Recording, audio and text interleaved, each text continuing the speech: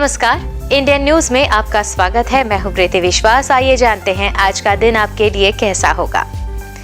वैदिक ज्योतिष शास्त्र में कुल 12 राशियों का वर्णन किया गया है। हर राशि का स्वामी ग्रह होता है और ग्रह नक्षत्रों की चाल से राशिफल का आकलन किया जाता है। आज 14 दिसंबर 2023 दिन गुरुवार है और गुरुवार का दिन श्री हरि और लक्ष्मी जी की पूजा उपासना के लिए समर्पित होता है। तो चलिए जानते हैं आज के दिन किन राशि वालों को होगा लाभ और किन राशि वालों को रहना होगा आज के दिन सावधान। मेष राशि, मन को आजाद और प्रसन्न रखने से आज सफलता मिलेगी। आज आप अपने कार्य व्यवसाय में कुछ नया शुरू कर सकते हैं। यदि आप किसी काम को पूरा करना चाहते हैं तो आपकी कोशिशें सही दिशा में फलीभूत होंगी। आज आप दिन के अच्छे और बुरे कर्मों का अवलोकन कर सकते हैं। वृषभ राशि, आज भाग्य का साथ मिलेगा। आय के नए स्रोत उभर सकते हैं। ऑफिस का काम रोजमर्रा की अपेक्षा बेहतर तरीके से संपन्न होगा और जीवन साथी का पूरा सहयोग मिलेगा। इससे आपका मन भी प्रसन्न रहेगा। शाम को घर में मेहमानों के आने से घर का माहौल खुशनुमा बना रहेगा। मिथुन राशि, आज लाभकारी यात्रा हो सकती है। कई स्थितियों में आप नेतृत्व की भूमिका में हो सकते हैं। नौकरी के लिए प्रतियोगी परीक्षा और साक्षात्कार में सफलता मिलेगी। आप घर में किसी कार्यक्रम या उत्सव के आयोजन में शामिल होंगे। कर्क राशि, समाज में अपनी स्थिति को अपने अनुभव से देखें। अपने कर्म का मूल्यांकन करें कि क्या लोगों ने आपके अवगुणों को स्वीकार नहीं किया। आवेदन कर सकते हैं और रोजगार पाने के लिए साक्षात्कार यानी इंटरव्यू भी दे सकते हैं। लाल रंग पहने, भाग्य आपका साथ देगा। सिंह राशि, सिंह राशि के जातक आज आपका दिन सामान्य रहने वाला है। घर में भाई बहनों के सहयोग से आपका आत्मविश्वास बढ़ेगा। करियर में आपको सफलता मिलेगी और अनियमित दिनचर्या के कारण आप थोड़े आलसी या थके हुए हो सकते हैं। कन्या राशि, आज आपको कोई नया काम सीखने का मौका मिलेगा और इसका लाभ आपको भविष्य में मिलेगा।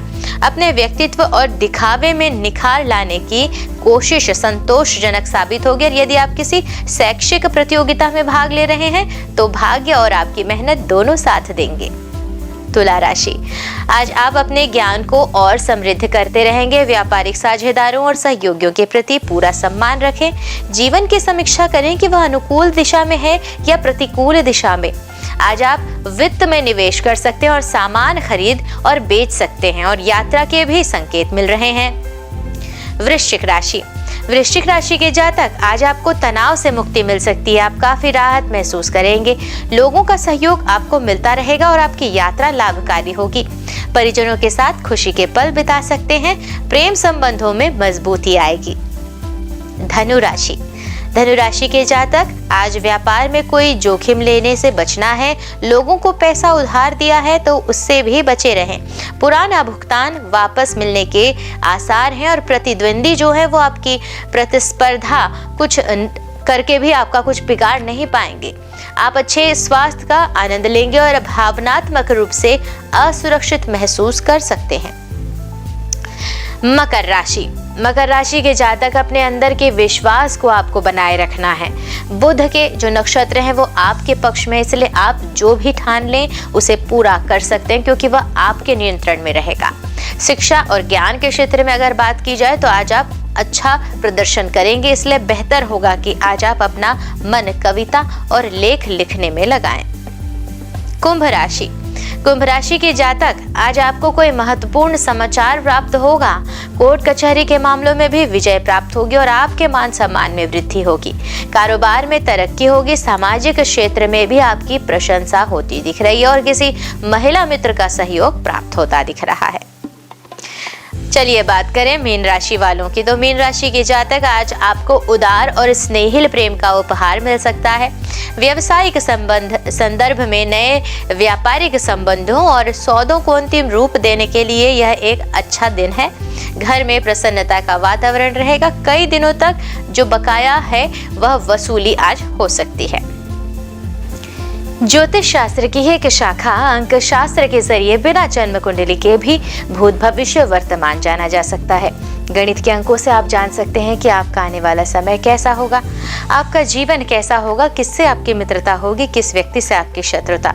साथ ही आप और भी बहुत कुछ जान सकते हैं। तो चलिए अंक शास्त्र से जानते हैं कि आपके लिए आज का दिन कैसा भाग्य लेकर आ रहा है।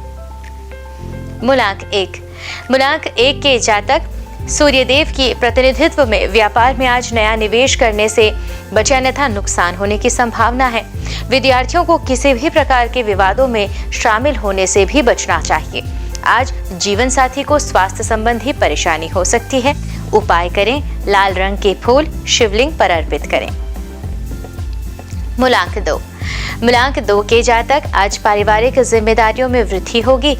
कार्य क्षेत्र में काम के दबाव का असर आपकी कार्य क्षमताओं पर पड़ेगा। आपको अपने जरूरी दस्तावेजों को आज संभाल कर रखने की आवश्यकता है। माता के स्वास्थ्य को लेकर चिंतित रहेंगे। उपाय करें, ओम नमः शिवाय का जाप करें। मूलांक 3 के जातक युवा वर्ग जो है वो घर के बड़ों के मार्गदर्शन से अपने भविष्य की योजनाएं बनाएंगे। कुछ दिनों से जीवन में चल रही परेशानियों का आज समाधान मिलेगा और कार्य क्षेत्र में भी आपके समक्ष कुछ नई चुनौतियां खड़ी हो सकती हैं, जिनको लेकर आप थोड़ा भ्रमित महसूस कर सकते हैं। उपाय करें, किसी पवित्र नदी के पानी से स्नान करें। मूलांक 4 के जातकों की बात की जाए तो आज व्यवसाय में कुछ महत्वपूर्ण निर्णय लेने में आपके अधीनस्थ आपका सहयोग करेंगे। आप अपने ससुराल पक्ष के नेटवर्क से कोई भी नया व्यापार शुरू करने की योजना बना सकते हैं। बदलते मौसम का असर आपके स्वास्थ्य पर पड़ सकता है। उपाय करें, हाथी का खिलौना घर में वर्जित करें। मूलांक 5 के जातक सामाजिक कार्यों में आपसी रुचि के चलते आपके मान सम्मान में वृद्धि होती दिख रही है। परिवार के सभी सदस्यों के बीच सामंजस्य भी बनता रहेगा। पति पत्नी एक दूसरे की भावनाओं को समझेंगे, जिससे उनके रिश्तों में मधुरता बढ़ेगी। उपाय भी कर सकते हैं, घर में कोई खराब वाद्य यंत्र को वर्जित करें। मूलांक 6 के जातक दिन की शुरुआत सकारात्मक होगी। कार्य क्षेत्र में आज आपका प्रदर्शन अच्छा रहेगा। उच्च अधिकारी आपके पदोन्नति की सराहना करेंगे और साथ ही कोई नई जिम्मेदारी भी दी जा सकती है। व्यापार में साझेदार के साथ कुछ दिनों से चल रहा विवाद आज सुलझता दिखाई देगा। उपाय करें, लक्ष्मी नारायण मंदिर में घी और चावल दान करें। मूलांक 7 के जातक एक ही तरह की दिनचर्या के कारण जीवन में निरस्ता महसूस करेंगे। अपने स्वास्थ्य को लेकर सचेत रहने की आवश्यकता है। बेकार के सामान की खरीदारी पर जरूरत से अधिक खर्च करना पड़ेगा। व्यापार में भी अपने विरोधियों पर नजर रखने की जरूरत है। उपाय भी कर सकते हैं, केले के वृक्ष का पूजन करें। मूलांक 8 के जातक जोखिम भरी संपत्ति में निवेश करने से बचना है। दाम्पत्य जीवन में मधुरता बढ़ रही है और नौकरी की तलाश कर रहे व्यक्तियों को आज अच्छी नौकरी का प्रस्ताव मिलेगा। घर में मेहमानों का आना जाना लगा रहेगा, जिससे घर का माहौल सकारात्मक होगा। उपाय करें, श्री कृष्ण को मक्खन का भोग लगाएं। मूलांक 9 के जातक आपकी दैनिक दिनचर्या के कार्यक्रमों में बाधा उत्पन्न हो सकती है। किसी प्रॉपर्टी को खरीदने के लिए धन उधार लेना पड़ेगा। संतान की शिक्षा को लेकर आप संतुष्ट रहेंगे और उनके भविष्य के लिए कुछ निवेश कर सकते हैं। उपाय करें, सौंफ और छुआरे दान करें। आइए अब जानते हैं आज का पंचांग। हिंदू पंचांग के अनुसार दिसंबर 14, 2023 गुरुवार मार्गशीर्ष माह के शुक्ल पक्ष द्वितीया तिथि है। सूर्य और चंद्रमा का समय, सूर्योदय सुबह 7:03 पर, सूर्यास्त शाम 5:38 पर, चंद्रोदय 14 दिसंबर सुबह 8:20 पर, चंद्रास्त 14 दिसंबर शाम 7:01 पर।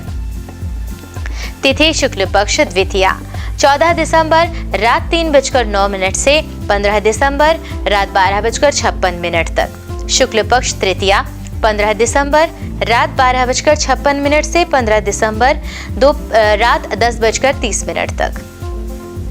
नक्षत्र मूल 13 दिसंबर सुबह 11:05 से 14 दिसंबर सुबह 9:47 तक।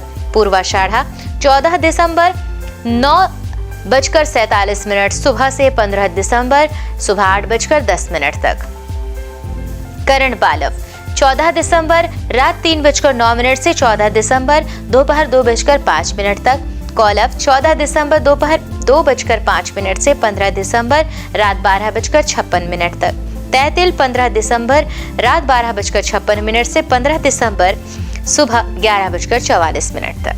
योग गण 13 दिसंबर शाम 4:18 से 14 दिसंबर दोपहर 1:24 तक। वृद्धि 14 दिसंबर दोपहर 1:24 से 15 दिसंबर सुबह 10:17 तक। अशुभ काल राहु दोपहर 1:40 से 3 बजे तक। यमगंड सुबह 7:03 से 8:22 तक। कुलिक सुबह 9:42 से 11:01 तक।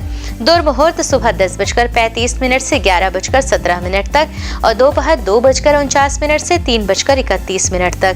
वर्ज्यम शाम 6:44 से रात 8:14 तक। शुभ काल अभिजीत मुहूर्त दोपहर 12 बजे से दोपहर 12:42 तक। अमृत काल रात 3:42 से सुबह 5:11 तक। ब्रह्म मुहूर्त सुबह 5:27 से 6:15 तक। तो ये तो थी आज की राशिफल, अंक राशि और पंचांग। कल फिर मिलेंगे इंडियन न्यूज में आपके भाग्य के बदलते सितारों की दशा को लेकर हमारे विशेष कार्यक्रम राशिफल में। तब तक के लिए नमस्कार।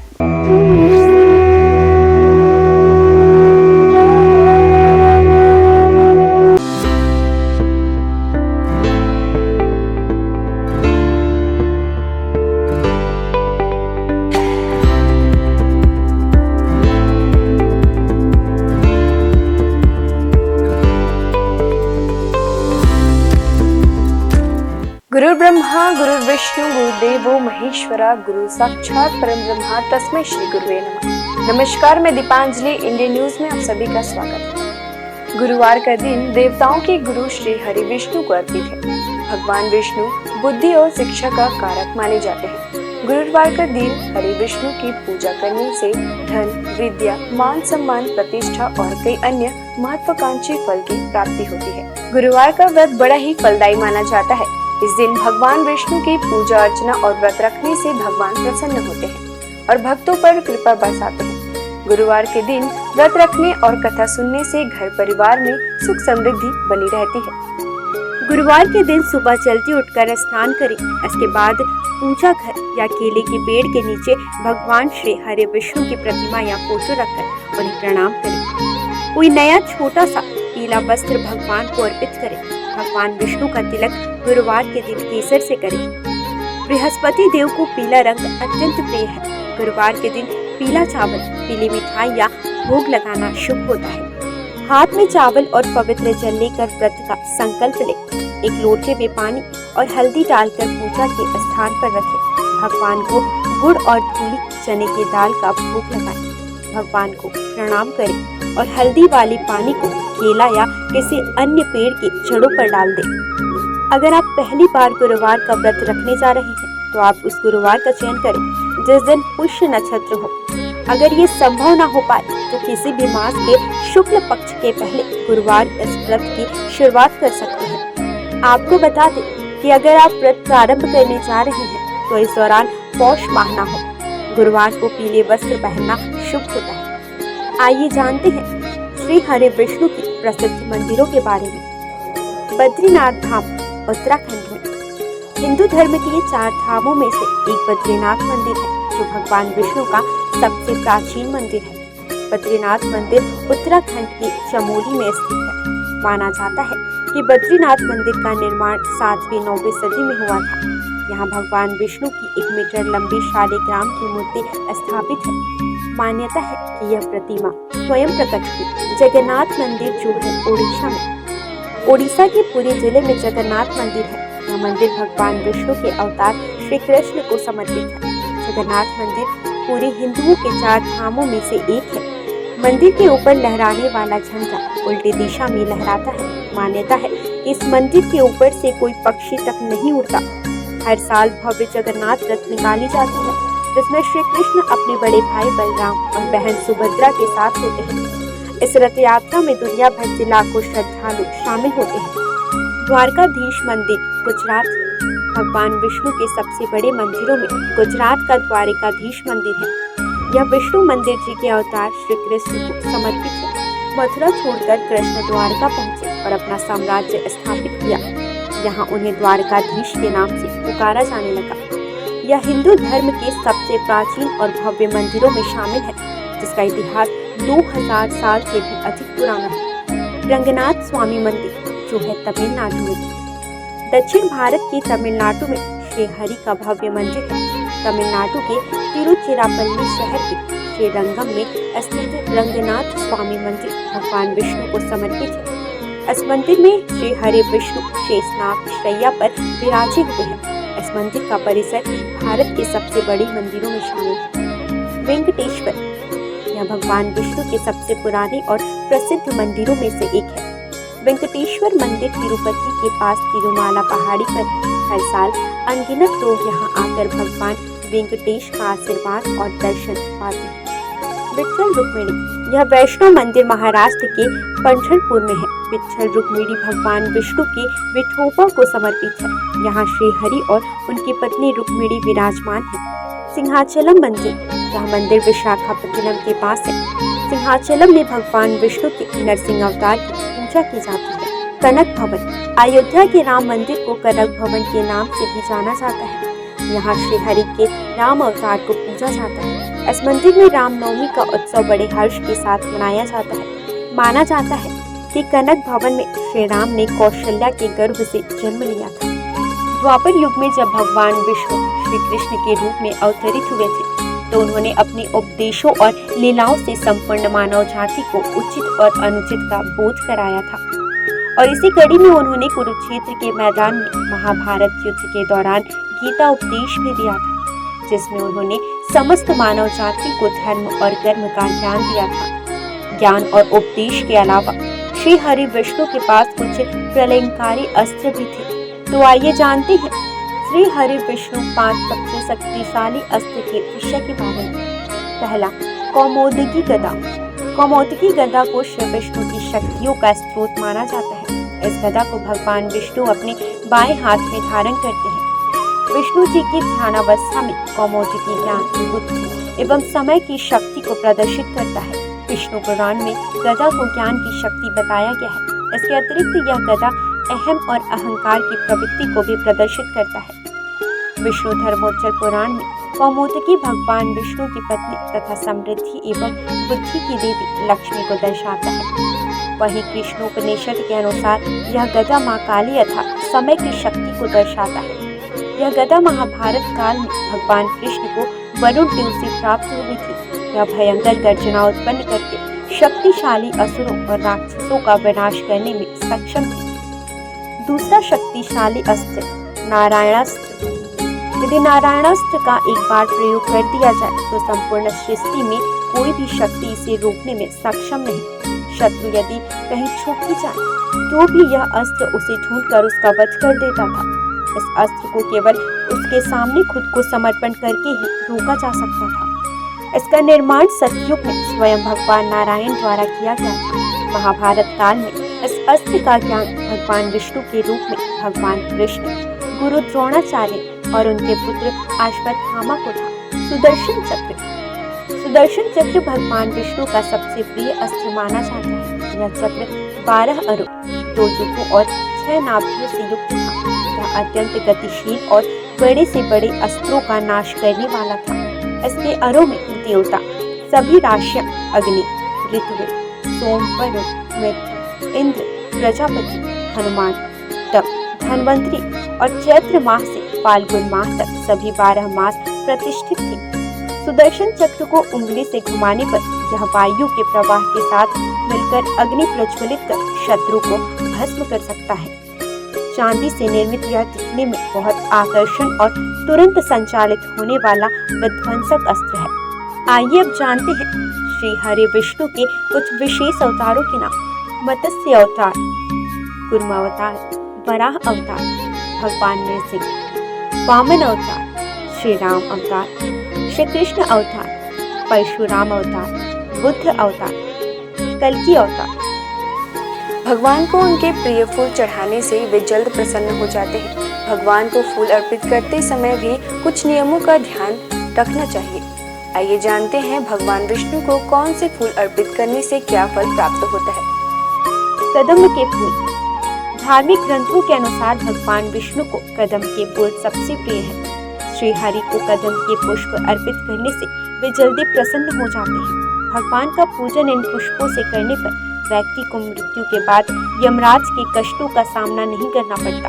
इसके साथ ही विष्णु भगवान अपने भक्तों की कामनाएं पूरी करते हैं। गुलाब का फूल। गुलाब के फूल से विष्णु जी की पूजा करने पर श्री हरि के साथ साथ माता लक्ष्मी की भी कृपा हमें प्राप्त होती है। वहीं सफेद और लाल कनेर के फूलों से पूजन करने पर भी भगवान शीघ्र प्रसन्न हो जाते हैं। इसके साथ ही अगस्त्य पुष्प से नारायण का पूजन करना भी शुभ माना जाता है। तुलसी के पत्ते। श्री हरि को रोजाना तुलसी पत्र अर्पित करना शुभ होता है। इसके साथ ही इस बात का भी ध्यान रखें कि रविवार और एकादशी के दिन कभी भी तुलसी के पत्ते ना तोड़ें।